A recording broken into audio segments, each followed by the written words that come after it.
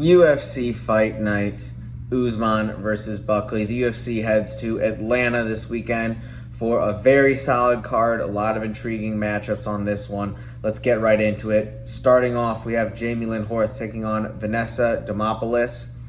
Jamey-Lyn Horth is a massive favorite here. I'm seeing her like 7-1 on the books. I don't know exactly why the odds are that much in her favor. I could see, Vanessa Demopoulos is coming off of two pretty subpar performances. Obviously, the Jacqueline-Amorim fight where she got submitted in the first round. A little bit contentious because Jacqueline was grabbing her glove and like the tape on her wrist. Doesn't really stop the fact that she got submitted. But I'm really just not seeing why the odds disparity is so wide here. I think Demopoulos has a good amount of experience, and I really don't think there's anywhere that Jamey-Lyn Horth is that much better than her. So let's start off with an underdog pick here. I have Demopoulos winning this one by decision. Next is Rowe taking on Ange Loosa. Big height discrepancy here. Rowe is going to have about 4 or 5 inches on Ange Loosa and a bunch more in the reach. But I don't know if Rowe is really the guy to take a huge advantage of that. I don't know if he's really going to sit behind the jab like he probably should with that big of a reach advantage. We've never really seen him implement that kind of style before. I think Loosa is going to have more power, and I also think the wrestling of Loosa is going to be the biggest thing here. Rowe obviously has that slimmer frame. I don't think he's going to be able to defend the takedowns as well from Ange Loosa, and I think if he gets taken down, he's going to have a really tough time getting back to his feet. Ange Loosa's really dense, really strong. I think he can win this one with his grappling. We're going to take Loosa by decision. Next is Ricky Simón taking on Cameron Smotherman. Simón is another big favorite on this card, and yeah, I think he's going to dominate this one. He was on a bit of a cold streak. He lost 3 in a row before rebounding with a huge KO win over Javid Basharat. One of the better KOs definitely of this year so far. And obviously Simón is talented. He's the last guy to beat Merab, so who knows if he strings together a few wins here. Maybe he can get into the title conversation when Merab has basically beaten every other person in the division who's ranked. I just think Smotherman really struggles in scrambles. You watch him fight, and there's just a lot of poor decisions that he makes grappling when perhaps he shouldn't. And I think Simón's just going to be a lot stronger, a lot better wrestling. And I think he has KO opportunities on the feet with having just more power than Smotherman. And I also think he has the ground and pound potential here as well. So we're taking Simón by KO.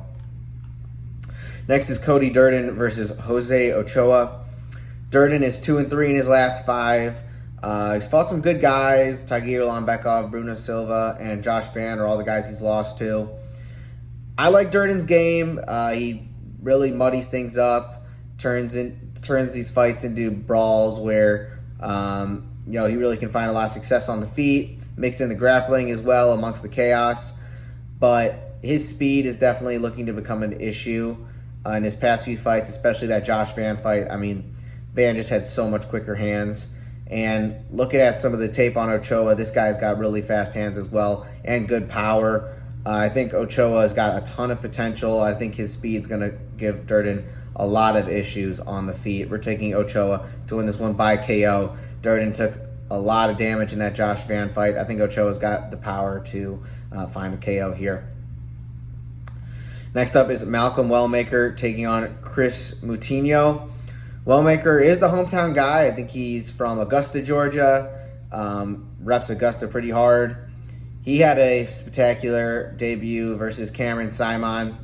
Found a KO in the first round in that fight.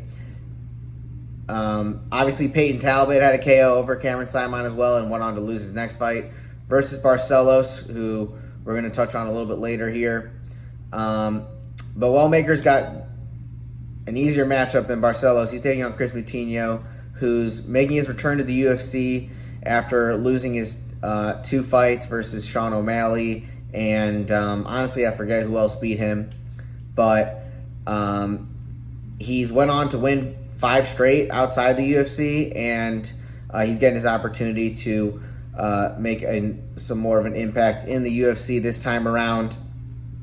Moutinho is obviously tough as nails, and that's kind of his best attribute. But Wellmaker, I think he's just going to be so much more athletic, a lot quicker. And, man, I think he's going to find Moutinho's chin and get the KO. I mean, he always has that right hand cocked and ready to go.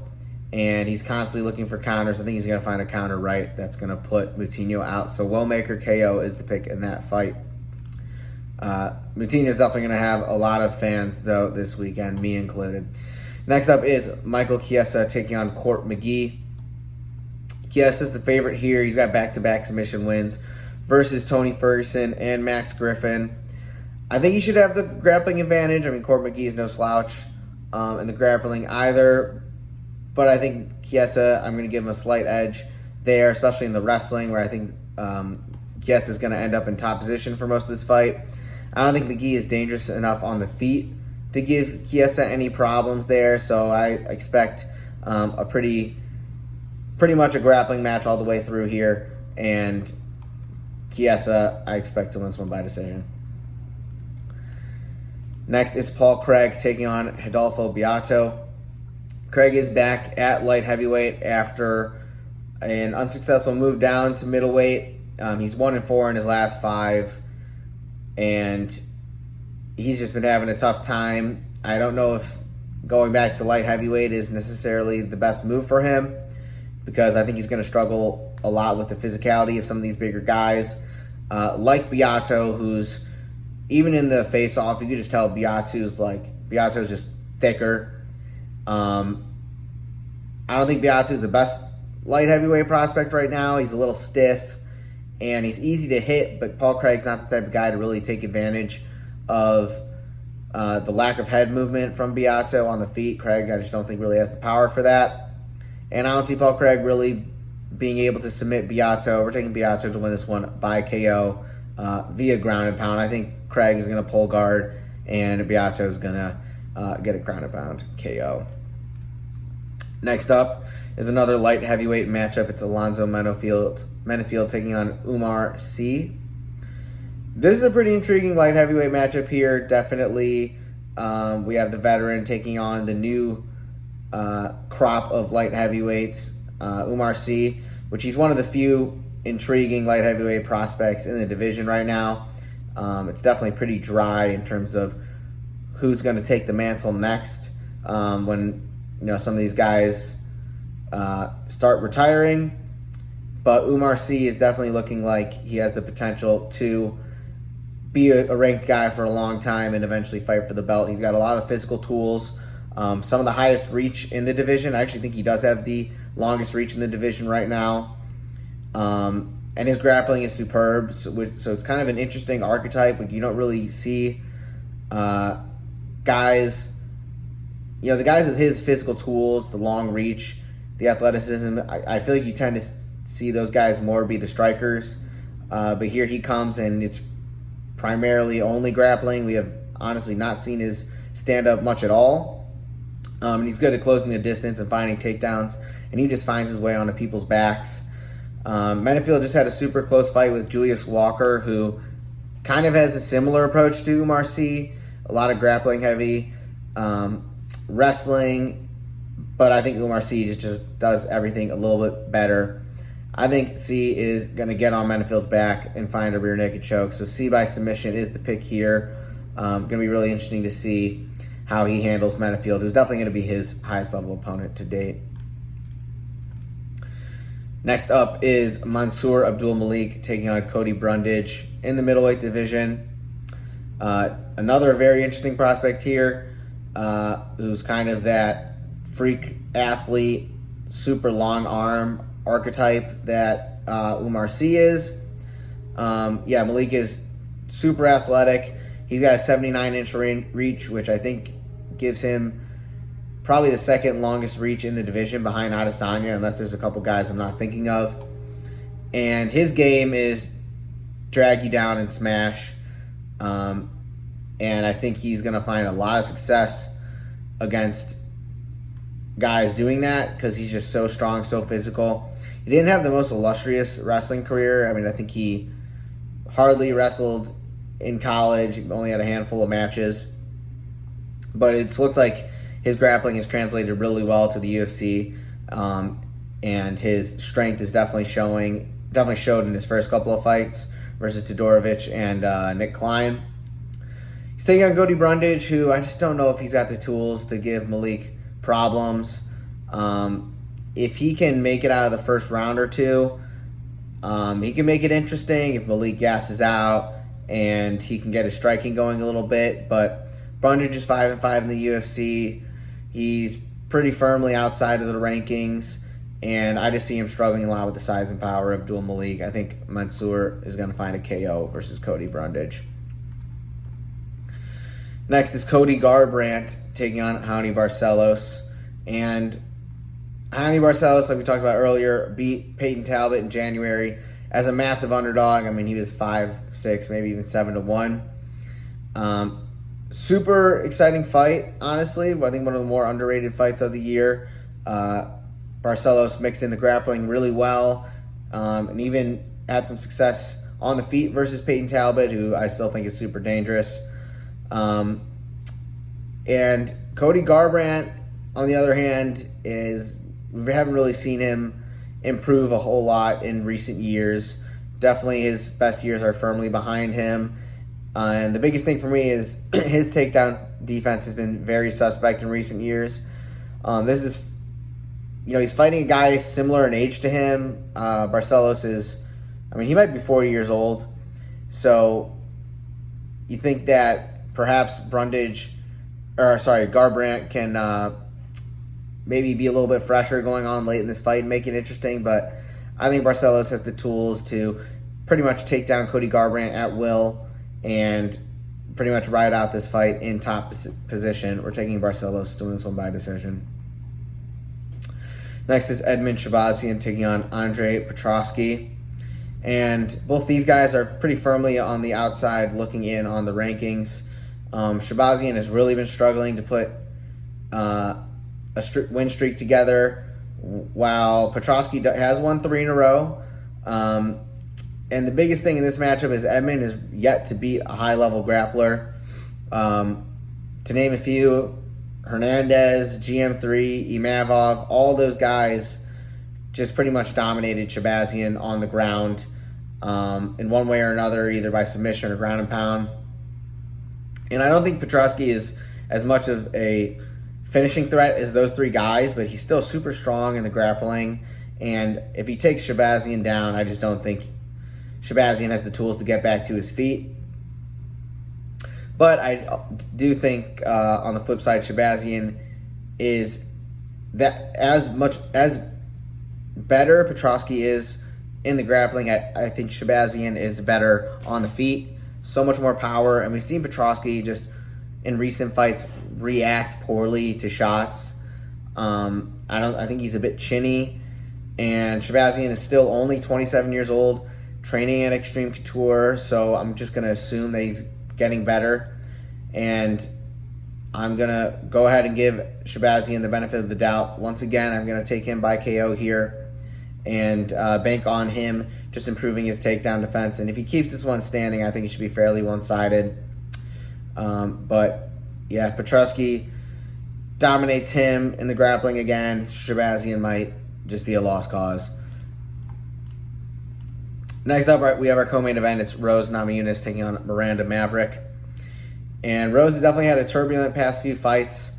Obviously, there was the disaster clash she put on against Carla Esparza, which was a close fight, but just a joke of a performance from both fighters.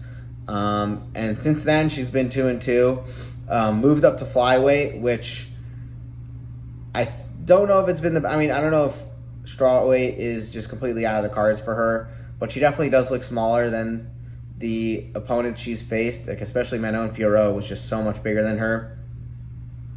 But I still believe in Rose's talent. I think she's one of the most skilled female fighters on the roster still. Between her striking game, which I think she's got great hands. Obviously, she has some kicks that she implements as well.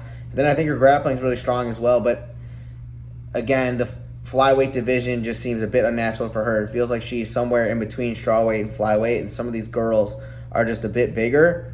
And that showed itself in the Fioro fight, and it also in the most recent Erin Blanchfield fight, that main event. We saw Rose, definitely was the more skilled of the two, but Blanchfield was just relentless and was able to kind of muscle her up on the cage and take her down and hold her there. And that was pretty much the story of the fight. And Miranda Maverick's got a bit of a similar game to Erin Blanchfield. She wins with her physicality. She's, you can look at her and tell that she's strong. And we've seen it in her fights where she just wrestles people for 3 rounds and maybe isn't having the most flashy takedowns, but she kind of just is able to lock her hands in the clinch and just drag girls down, and it's really as simple as that. So for me, it feels just like Miranda's biggest strengths are Rose's biggest weaknesses. So perhaps for the first time ever, we're picking against Rose, and we're taking Miranda Maverick to win this one by decision. And finally, we have our main event. It's Kamaru Usman taking on Joaquin Buckley. And Usman has lost 3 straight heading into this main event, but do not get it twisted. This guy can still fight. He could and would have beat Khamzat if that was a 5-round fight. I don't know why it wasn't, but we obviously saw Khamzat get his takedowns against Kamaru Usman in that fight. The first man to do so, I think, pretty much in Usman's entire career, to take him down, and took a guy who was pretty much significantly bigger than him, and it took Usman being in the twilight of his career for him to really struggle in the wrestling against an opponent. And before that, it was the 2 Leon fights, which he pretty much, let's just combine the 2 fights, and between 48, 49 minutes of fight time, he was probably winning 80, 75% of the minutes in those fights. So I think Usman's got a lot of fight left in him. Obviously, the knees are tough. He clearly has some physical limitations at his age, which I think is going to affect his grappling a lot. So I'm not going to expect him to shoot in on Joaquin Buckley a lot. But his biggest weapon, and what his coaches said made him a champ, his jab, I think is going to be a big key factor in this fight, because Joaquin Buckley is a guy who swings really wide and definitely leaves a lot of opening. I mean, he pours offense out on guys, and as a result, he does tend to get hit a lot. So I think Usman's going to have to fight behind his jab here. But he's taking on Joaquin Buckley, who is on an absolute rocket ship right now. I kind of like that he was handed a few big losses early on in his career. He had that highlight reel KO that against Kasanganay that's going to be on every greatest KO's highlight reel for the rest of UFC.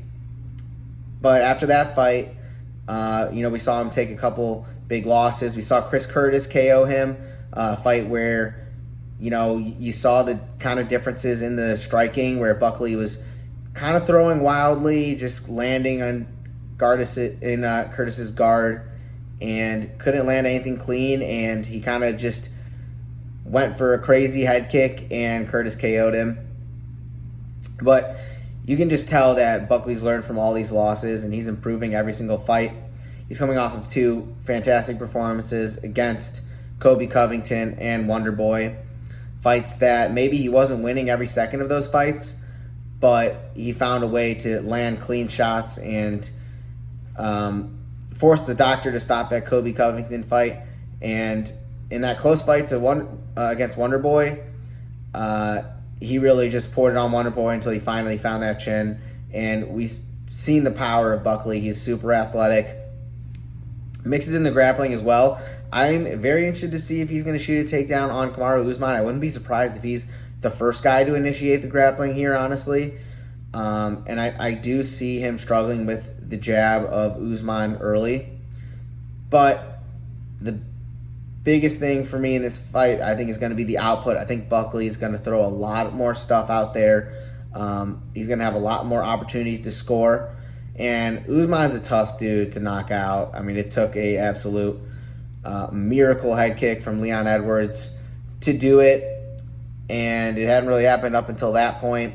So I don't see Buckley getting a KO here, although every time he throws a wild right hook, he has the opportunity to put someone out. He just doesn't land a high percentage, but I think it's just going to be the quantity of Buckley. That's going to be the story of this fight. He's going to put a lot more offense out there. I think he could work the body well as well. I think Usman's definitely a lot less mobile than he used to be. That body's going to be open, and Buckley likes to mix up his shots a lot. So I'm taking Joaquin Buckley to win by decision here. Should be a good fight, and Buckley should be firmly in the title eliminator conversation with the win versus... I think Kamaru Usman's the greatest welterweight of all time. I think he would beat GSP prime for prime.